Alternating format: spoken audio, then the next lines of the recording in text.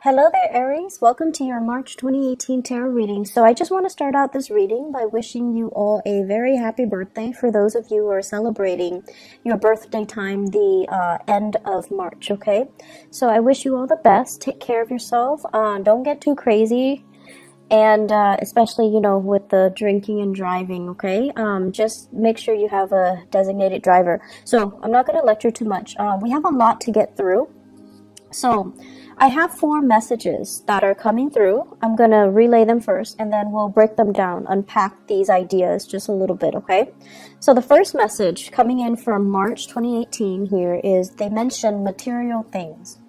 And I feel like what this means is, like the physical things, the cars, the house, the dogs, the property, all of these things that make you you. The second message here is, it says settling down, pros and cons.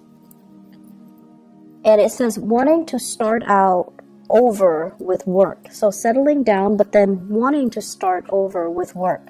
So you're kind of thinking about settling down or starting over with work, and you're weighing out the pros and cons. The third thing here is they're asking you, are you feeling a little bit scared of change? Because I feel like you're content right now and you want more out of life, of course. But then it's the material things that are bogging you down just a little bit. So they're saying here, are you willing to let go of these material things and start over? Begin anew, start a new adventure. And as adventurous as you say you are, this is kind of like the test phase, okay? Are you really gonna, take up the opportunities and just prove to yourself that you're adventurous and you're still willing to embrace new opportunities? Or are you so bogged down with these material things? The fourth and final message that I have here is for those of you in relationships that, have not really, that I guess like I'm seeing patterns in relationships for you guys, and what they're saying here is you're not sure what you want. You're not able to attract exactly what you want, mainly because you don't know what you're looking for, okay? So basically what this means is a little bit of introspection is necessary for this month, but I don't see the energy being contained just for this month. I feel like it's a very, very big year for you to understand and figure out what is it that you're looking for, what is it that you want, what it is that you need to know about yourself, your needs, your desire, in order for you to figure out what you want. So it's a soul-searching journey, and I feel the energy is going to be very prominent around the June time frame. And I feel like from the June time frame until possibly June of next year, that's when, you have the opportunity here to kind of dig a little bit deeper and go inwards and try to figure out who am I and, what is it that I'm really looking for, because you're kind of grabbing things and just, what other people want, you kind of delude yourself into thinking, okay, well, that person has that and their life seems, splendid and stable, and they seem very successful and they seem pretty happy with their relationship partner, so maybe that's what I want too, so like you're emulating somebody else, or you're looking at what other people have and you're just like, okay, maybe that's what I want too. But I feel like the process for you guys is very subconscious. It's sort of like you see this ideal image and you're like, I want that. And, you work towards that. And then when you get there, that's when, it's sort of like, it's not really internally and emotionally what you have arrived at. It's just something that you kind of gleaned and picked up and thought you wanted. So that soul-searching journey is going to be in store for you. So let me just unpack some of these messages, okay? So the first one, material things. The cars, the house, the dogs, the white picket fence. The corner office. And right now, what it denotes to me is that many of you are financially very stable. You're where you need to be. And I feel like you have a lot of career and professional success, okay? So I'm seeing people in corner offices, sipping their coffee, sipping their tea, looking out the window and, looking at the people on the ground floor, outside the building. So you're just like, I've made it. I'm very established. I've been with the company, the organization for quite some time. I have a lot of respect. I have seniority.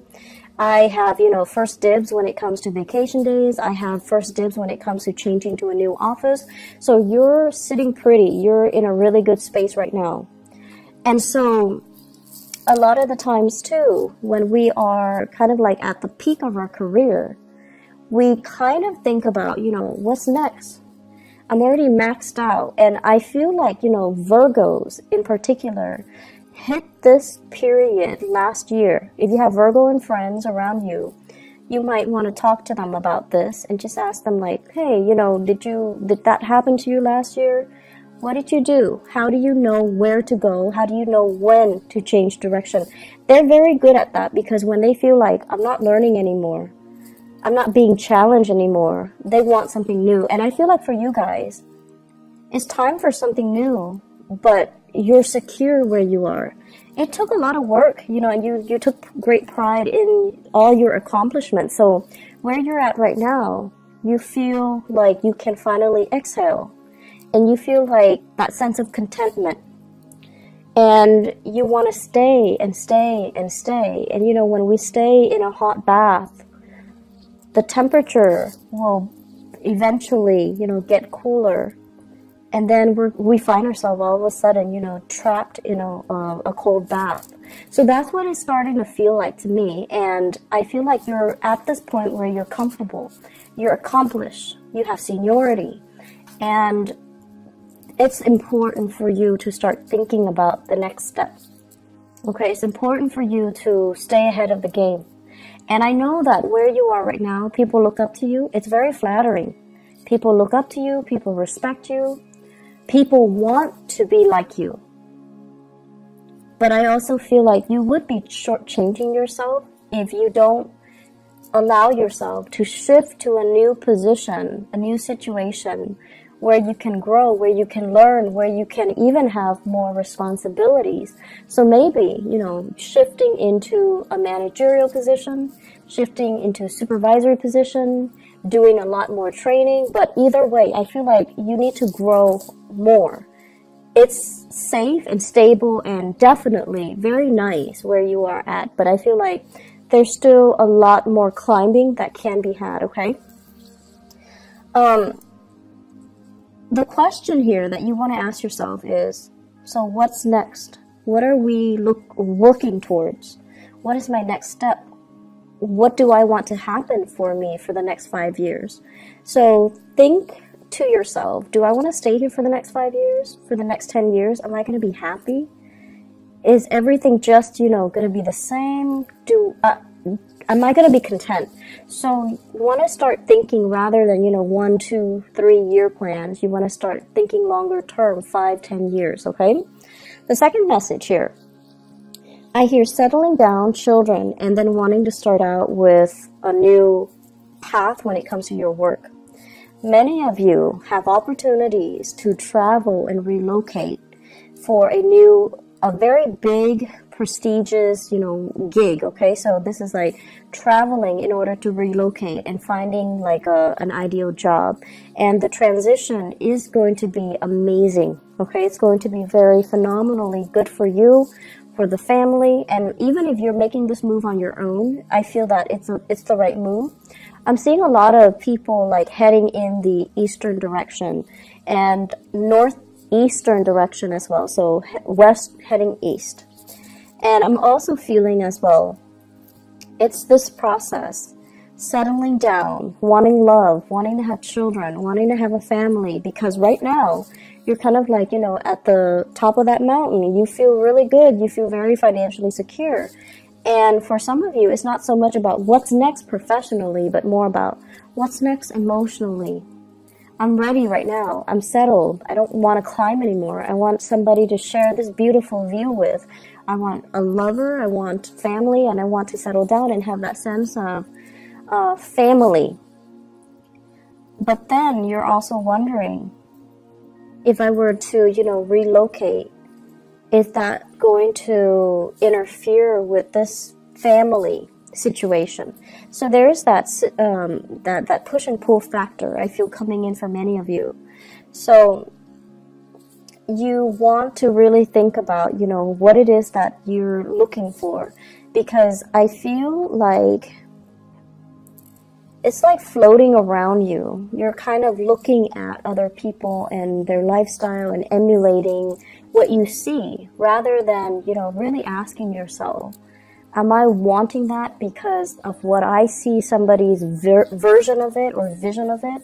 Or do I need to create my own? So I feel like that's really important for you to have that sense of authenticity, of that sense of individuality in the things that you're creating. Otherwise, you're just, you know, creating a replica, and you're not going to be happy, you know, with a copycat version of somebody else's dream, somebody else's life. So it's really important to authentically ask yourself, you know, to like have your own sense of authenticity in the things that you do and the life that you're trying to create. Third thing coming in here, are you a little scared of change? So Aries, this is not something that I would expect to see for you ever. And this is not something that I feel, you know, you ever want to admit to other people, okay? However, around, you know, our solar return or birthday time, we tend to have this moment where we kind of take stock, okay? So then we kind of like have this internal dialogue with ourselves. Okay, how old am I? How old am I turning? Am I turning 34? Okay, so I'm 34 right now. Where am I in relation to all my friends? Are they as accomplished as me? Do they have families? And I feel that you guys do this internal dialogue. You go through it. And what it does is that you're once again, this sense of, you know, having a timeline. At this age, I have to do this. At this age, I have to get a house. At this age, I have to get a boyfriend. At this age, I need to get married. At this age, I need to have kids. So it's just, you know, this keeping up with the rat race, okay? And then also having these expectations for yourself about, you know, when things need to be achieved, when things need to be done. The past 10 years, I feel for many of you, things get sidetracked and you feel almost as if I can't have it all. It's almost like love would be going great and then career would be kind of like at a lull, okay? Like I hate my boss, I hate my coworkers, but then love is great. And then for the others of you, it's the opposite, where it's like love was just kicking your butt, and then career was really taking off. Friendships were thriving. Social life was vibrant, but then the love situation left you feeling almost like it just corroded your self-esteem. And so right now, I feel many of you are at a point where you can have both. You definitely can plan for both. And both of these great things are coming in for you in love and career as well. And so when they both come at once and they're both so stable and splendid, it's almost like you can't really believe it. You feel like, you know, I can't close my eyes. Otherwise, I'm going to wake up and realize it's all been a dream. So you're at a point right now where things are really good and you want to just, you know, you want things to be status quo. And you fear any type of movement, any type of change is going to snap you back to reality and kind of like pull this idyllic situation away from you. So it's like you're fearing change and you fear that change will disrupt whatever is real in front of you. And the point that we need to remind ourselves is, if it's real, it's going to be there no matter what, right? If it's an illusion, then it's never real to begin with. So I feel like you kind of need to gently remind yourself, if it's real, if it's meant for me, it's gonna be there no matter what. And I feel many of you have dealt with, you know, this big relationship that kept coming back. And you're just like, oh, it keeps coming back, it's meant for me. And then because it wasn't meant for you, it wasn't like, you know, what's meant for you, it was a mistake. And now you're kind of doubting your reality. Now you're kind of doubting but how will I know? Because that last thing kept coming back, but it wasn't right for me. How will I know? How can I make that how can I distinguish what's really for me versus what keeps coming in to test me? And so you're having a lot of, self-doubt, and you're also doubting your reality, and you're doubting as well what you know and what you can trust, okay? My advice for you guys when dealing with this is, if you're chasing it, it's not meant for you, okay? And let's just admit to ourselves, there was a relationship, and you tell yourself, oh, he or she kept coming back in, they kept reeling me in, but honestly, I felt like you chased it. And so whatever you're chasing, if you had to chase it, it's not right for you. It's trying to go the other way. And you're kind of like superimposing yourself in front of it because you're chasing it. You want it back. You want to retain it. You want to own it, and you want to possess it. And that's a major indicator that something's not meant for you, someone's not meant for you, or a situation's not meant for you. So let's not kid ourselves about that, okay? Be very, very real with our intentions, okay? So, I guess to sum up that third message, are you feeling a little bit scared of change? I feel that you are, Aries, and I feel a lot of it has to do with the fact that something happened in the past and you can't trust it anymore. And the right thing for you to do right now is, let it come to you. Don't chase it, okay? You're a very proactive sign. You're very resourceful. You're also very impatient. You want things to happen faster, quicker, more intense, more, magnitude, more excitement. And so you tend to chase after things, and that's not the way things work. We can't really push and expect to get a good outcome, okay? So just be patient a little bit and let it come to you, okay? So the final message here is, first of all, they mention as well, you're not sure what you want. You're not able to attract what you want because that process about knowing ourselves, figuring out what we need, and being very, very honest with ourselves when we have these internal monologues. We need to have that self-honesty in order for us to really know ourselves, and in order for us to, once we know ourselves, to be able to attract things that, not only things that we want, but things that are actually very good for us and that can help us grow as a person, okay? Well, as humans, we always have things that we want, but are they good for us? Probably not all of them are going to be good for us. So the right thing to do is trying to distinguish, what are actually good, like what things out there is actually good for me, and then what's really going to help me grow. So I feel like that's what you're going to need to, at the end of the day, ask yourself. And then you're going to also need to learn to be patient and also understand that not everything that you want, not everything that you possess or you crave and you want to cling on to is going to be good for you. So distinguishing between what you want and what's really good for you is going to be really important.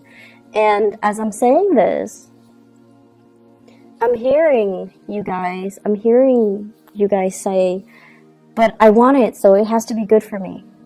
And the things that you want, it's so, like, the desire is so strong because, when you see something that you like, you beeline for it, right? Like, you make, like, this full focus all of your energy, your entire being, and you go after that thing.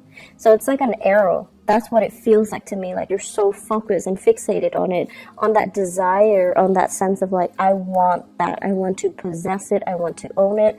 I want to grab it.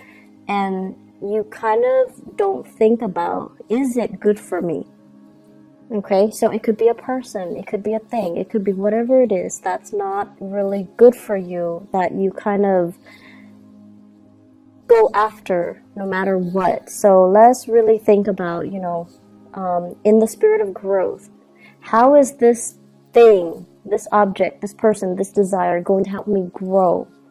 How is it going to make me a better person? And then operating from that space where you're learning to kind of like control that desire, and then telling yourself, maybe another day, you know, maybe in like a different time, maybe when I'm in a different place in my life. And as I say that, I'm seeing that many of you are like, you know, thinking about parenthood, motherhood, fatherhood, and you're just like, I really want that, but maybe the timing is not right. So you want to just, you know, calm down a little bit and tell yourself, maybe later, maybe at a different time, maybe when we're both a little bit more stable, or maybe when my partner is sure, or maybe when I'm sure. Okay? And then I'm also seeing as well, for others of you, this sense of like, I see you looking at pictures, you know, social media pictures of other people with this fairy tale, you know, family, ideal life. So some of them are like world travelers where they're going to different cities and everything looks very exotic. And they take these stunning pictures and you're just like, I want to have that life. And then you look at the pictures and what you fail to see is that, first of all, the pictures are contrived. But I know that you're smart enough to know that. The pictures are contrived, okay? But then also the people in the picture, it's a picture of them in a new landscape. And they feel kind of lonely, right? They feel kind of lonesome, and the picture just feels very staged. And so you're looking at things on the surface, but then the next time you see it, you have to ask yourself, you know, are they really happy there? It feels a little bit lonely, and it feels a little bit empty. So is that really the life that you want? And then for others, looking at people who have, you know, family portraits, like they have dogs, children, and the love of their life, their husbands, their wives, their significant other, whatever it is. And it's like this idyllic picture. And what you also fail to see is the work necessary, the compromise, the labor pains, the, you know, late nights staying up with a sick child, and all the arguments and the disputes between a significant other. All of these things are normal human experiences. And in order for us to create, you know, like a beautiful family, it just doesn't happen overnight. We just don't fall madly in love and, you know, have children and live happily ever after. It requires a lot of work. It requires a lot of sacrifice, and it requires a lot of letting our ego to the side so that we can really understand what our partner wants. Okay? And I feel like you're not really seeing that either. One last message that I want to leave you guys with here is I feel like, so this is it's a little bit difficult for me to unpack, so let me try to do this.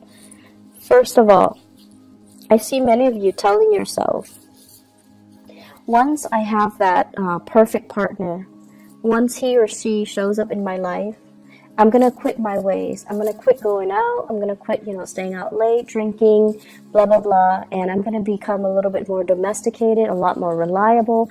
I'm going to do everything by the book once that perfect person appears in front of me. And then you're looking for somebody that is very similar to you. Exciting, fun, you know, life of a party, and just as dynamic as you. Because you don't, like, you're very other oriented too, but you also need a lot of stimulation from your environment. And then when you meet that same person that is exactly like you, I feel like this sense of possessiveness wants you to have them be a little bit more domesticated.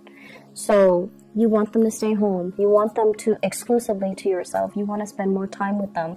You want them kind of like contained within the confines of the relationship. But because they're so, you know, you like them because they're independent, because they're strong mentally, because they don't take things lying down, because they're not a doormat, because they're just, you know, as individualistic as you are. So they don't like to operate under the rules and the confines that you give them. So I feel like that's what's happening here. You're attracting exactly the types of people that you want.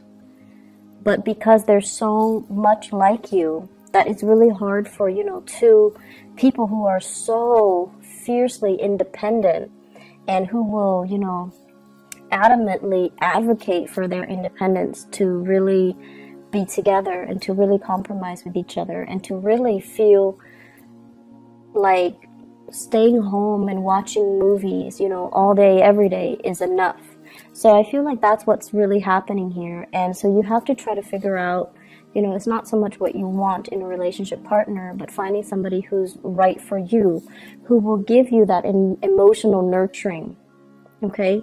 You need stimulation from your environment, or you want stimulation from your environment, but what you really need is for the environment, you know, to be a little bit more nurturing, caring. So you need to surround yourself with people who are a little bit more emotionally available, who are a lot more caring, nurturing, and I want to say considerate as well, and won't rebel so much when, you know, when you want to be with them. So that basically means you want them to be emotionally available when you need them. I'm seeing people who are dating air signs, so Aquarius, Gemini, and Libra. I'm also seeing people as well going through the dating environment, and you have a few options. Like, you're still dating lightly and you're still trying to figure each other out, which is good. And I feel like this can be the one for you. It's the beginning of something good, and it can go really well, okay? I'm feeling as well, if you have children, there's a little bit of, they're saying here the pressure is on you. Your partner's going through some difficulties, emotional difficulties. The pressure is on you to kind of like pick up the slack. So it's time for you to step up and, you know, take care of things while your partner handles his or her little emotional slump, okay? Career is going really, really well. New opportunities, and especially relocating for work and things like that. It's going to be very good for you. Finances, you know, try to curb your spending a little bit. I feel like a little bit of excessive energy for that has been happening actually for the past 3 months. So you want to curb your spending. You want to save up a little bit. You want to stay put, okay? And do a little bit more financial planning, okay? One last message actually that just came into the picture here. I know this sounds really weird, but it's coming out, so I'm just gonna have to say it. They're saying here, really figure out, you know, what you don't know. So you're having a conversation with somebody and they're shouting like all of these things, and I feel a lot of it has to do with current events actually. So if they're saying like, how do you feel about, you know, what happened in Russia, what happened in North Korea, and things like that, and you're just like, I don't know what happened. Well, it's really important to brush up so that you can have these conversation starters, okay? And I feel like it's important to kind of like see the world in a more, I want to say like to be more of a global citizen. I feel like that's going to be the next stage or the next evolution for you guys, especially for those who are at the peak of their career. Okay, so the next stage is to be more of a worldly citizen or a global citizen, to be a little bit more socially aware of what's happening around the world, and to be able to have opportunities to travel a little bit more further and wider all around the world. Okay, so that's coming in, and I feel like that's the next stage of your evolution. I do wish you all the best, Aries. Take care of yourself. I feel like this month is going to be very, very dynamic. I don't see a lot of busy energies, but I feel like, you know, it's centered greatly around love and around career and achievements. You're going to be quite happy, okay? Take care of yourself, and I'll talk to you soon. Bye-bye.